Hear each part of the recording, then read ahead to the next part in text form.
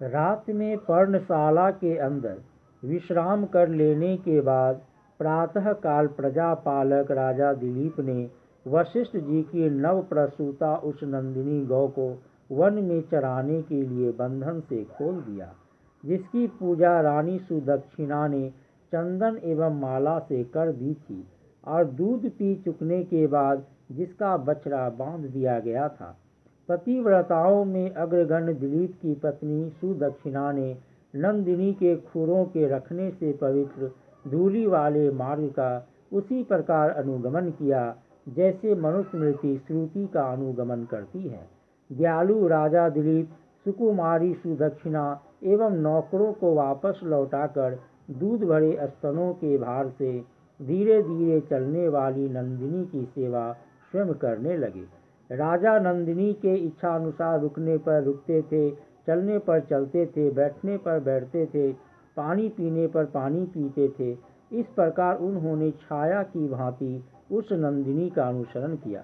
छात्र चामर, छत्र चामर, मुकुट आदि राज चिन्हों से रहित होने पर भी वे अपने असाधारण तेज से राजा प्रतीत होते थे और प्रत्यंचा चढ़े हुए धनुष को लिए वशिष्ठ जी की होम धेनु नंदिनी की रक्षा के बहाने दुष्ट जंगली जानवरों को मानो दंड देने के लिए वन में घूम रहे थे। बगल के वृक्षों ने मतवाले पक्षियों के शब्दों से उनका जयकार किया, लताओं ने उनके ऊपर फूल बिखेरा, हरिणों ने निडर होकर उन्हें देखते हुए अपने विशाल नेत्र का फल पा लिया। मंद सुगंध एवं शीतल वायु ने उनकी सेवा की और उनके वन में प्रवेश करते ही वनाग्नि शांत हो गई। शाम हो जाने पर नंदिनी अपने संचार से वन भूमि को पवित्र कर आश्रम पर जाने लगी। दिलीप भी वन का दृश्य देखते हुए उसके पीछे पीछे चले। आश्रम के पास पीछे राजा, मध्य में नंदिनी, आगे अगवानी करने आई हुई सुदक्षिणा हो गई। इस प्रकार दिलीप सुदक्षिणा के बीच नंदिनी की शोभा रात दिन के मध्य में वर्तमान संध्या के समान हो गई। सुदक्षिणा ने नंदिनी की पुनः पूजा की। बछड़े के लिए उत्कंठित होने पर भी उसने उसे स्वीकार कर लिया, अतः वे दोनों बड़े प्रसन्न हुए। गुरु एवं गुरु पत्नी को प्रणाम कर संध्या विधि के समाप्त होने पर दिलीप दूध दूह लेने के बाद बैठी हुई नंदिनी की पुनः सेवा करने लगे। नंदिनी के पास दीपक तथा उसके भोज्य पदार्थ रखे हुए थे। उसके सो जाने पर राजा और सुदक्षिणा भी सो जाते थे और जगने पर जग जाते थे। इस प्रकार स्त्री के साथ नंदिनी की सेवा करते हुए दिलीप के 21 दिन बीत गए। 22वें दिन जब राजा पर्वतीय दृश्य देखने लगे कि नंदिनी भी राजा के हृदय को जानने के लिए हिमालय की एक कंदरा में घुस गई और शेर ने उस पर आक्रमण कर दिया। उसका करुण क्रंदन सुनकर अंदर जाने पर राजा ने देखा कि उसके ऊपर शेर बैठा है और नंदिनी कातर होकर उसकी ओर देख रही है। यह देखते ही राजा ने शेर को मारने के लिए तरकस से बाण निकालकर उस पर प्रहार करना ही चाहा कि उनका हाथ रुक गया और वे चित्रलिखित से निस्तब्ध हो गए। बाद अपने पुरुषार्थ को व्यर्थ समझकर आश्चर्य में पड़े हुए और मंत्र एवं औषध के बल से शक्ति छीन सांप के समान भीतर ही भीतर छटपटाते हुए राजा को देखकर मनुष्य की वाणी में शेर ने हंसते हुए कहा, राजन, मुझे मारने के लिए तेरा प्रयास व्यर्थ है।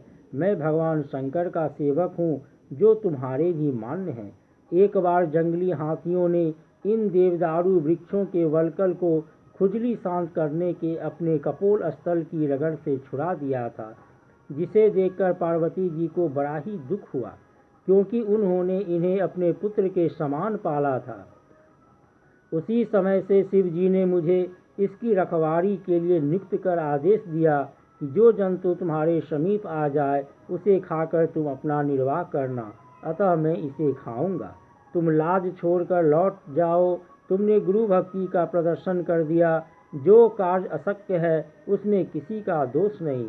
यह सुनकर राजा ने अपनी अपमान भावना को ढीला कर दिया और वे बोले, हे मृगेंद्र, शिव जी तो मेरे मान्य हैं ही, पर गुरु की यह गाय भी उपेक्षणीय नहीं है।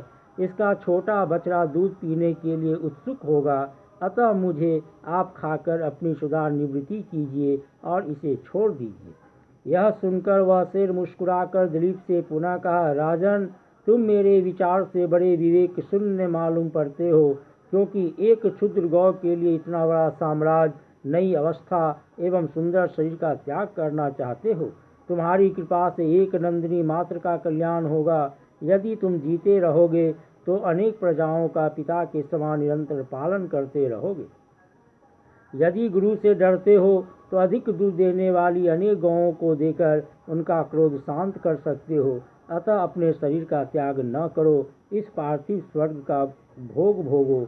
यह कहकर सिंह के मौन हो जाने पर दिलीप ने कहा, मृगराज, नाश से रक्षा करना क्षत्रिय का प्रमुख कर्तव्य है। उसके विरुद्ध प्राण धारण से क्या लाभ है। गुरु जी के क्रोध की शांति अन्य गायों के दान से संभव नहीं। इस नंदिनी को कामधेनु के समान समझो। इस पर तो तुम्हारा आक्रमण शिव जी से प्रताप से हुआ है। अतः मैं इस गौ के बदले में अपने शरीर को तुम्हें देकर इसकी रक्षा करना आवश्यक समझता हूँ। इस प्रकार तुम्हारी भूख भी मिट जाएगी और गुरु जी का होम आदि कार्य भी चलता रहेगा। आप स्वयं पराधीन हो, पराधीनों की बात जानते ही हो। रक्षणीय वस्तु को नष्ट कर सेवक स्वयं कुछ भी आघात न पाकर स्वामी के सामने संकोच के मारे जा नहीं सकता। मुझ पर दया करो, मुझे प्राण का मोह नहीं है, क्योंकि मेरे जैसे यशस्वी व्यक्ति को इस अवश्य विनाशशील शरीर पर आस्था नहीं होती। अपना शरीर समर्पित कर गौ की रक्षा करना परम धर्म है, यही मैं चाहता हूँ। विद्वान कहते हैं, बातचीत से भी मित्रता हो जाती है।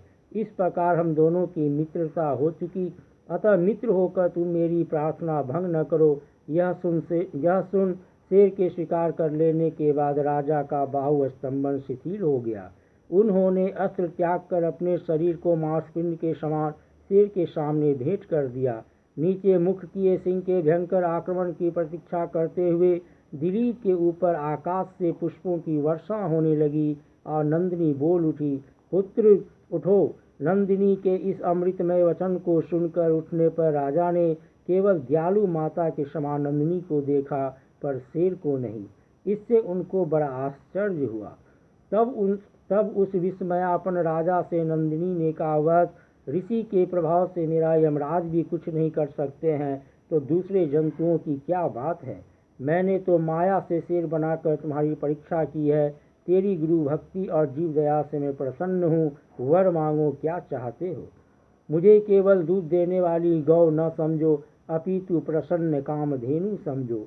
यह सुन राजा ने हाथ जोड़कर सुदक्षिणा में वंश को चलाने वाला पुत्र मांगा। नंदिनी ने तथास्तु कहकर वरदान दिया और पत्ते के दोने में दूहकर दूध पीने के लिए आदेश भी दे दिया। किंतु राजा ने कहा, माँ, बछड़े के पीने और गुरु जी के होम के बाद मैं दूध पीऊँगा। बाद प्रसन्न हुई गौ के साथ कंदरा से निकलकर राजा ने आश्रम पर पहुंचकर यह वृत्त वशिष्ठ जी से निवेदन किया और बड़ी प्रसन्नता से अपनी पत्नी सुदक्षिणा से भी कह सुनाया। यद्यपि राजा की प्रसन्नता से उसका आभास उन्हें हो चुका था, बाद गुरु जी आज्ञा से बछड़े और हवन से बचे हुए दूध का पान किया। दूसरे दिन गोव्रत की पारणा के बाद गुरु से आशीर्वाद ले और गुरु पत्नी तथा वत्स सहित नंदिनी की प्रदक्षिणा करके उन्होंने सुदक्षिणा के साथ रथ से अपनी राजधानी को प्रस्थान किया। अयोध्या पहुंचने पर प्रजाओं ने बड़ी उत्कंठा से उनका स्वागत किया। बाद मंत्रियों से राज्यभार लेकर वे धर्मपूर्वक प्रजा पालन करने लगे। अनंतर जिस प्रकार आकाश स्थली अत्रि मुनि ने नेत्र से निर्गत चंद्रमा को धारण करती है और देव नदी गंगा ने अग्नि से प्रक्षिप्त स्कंद को उत्पन्न करने वाले शिव जी के तेज को धारण किया था, उसी प्रकार सुदक्षिणा ने दिलीप के वंशवर्धक गर्भ को धारण किया, जिसमें लोकपालों का अंश भी सम्मिलित था।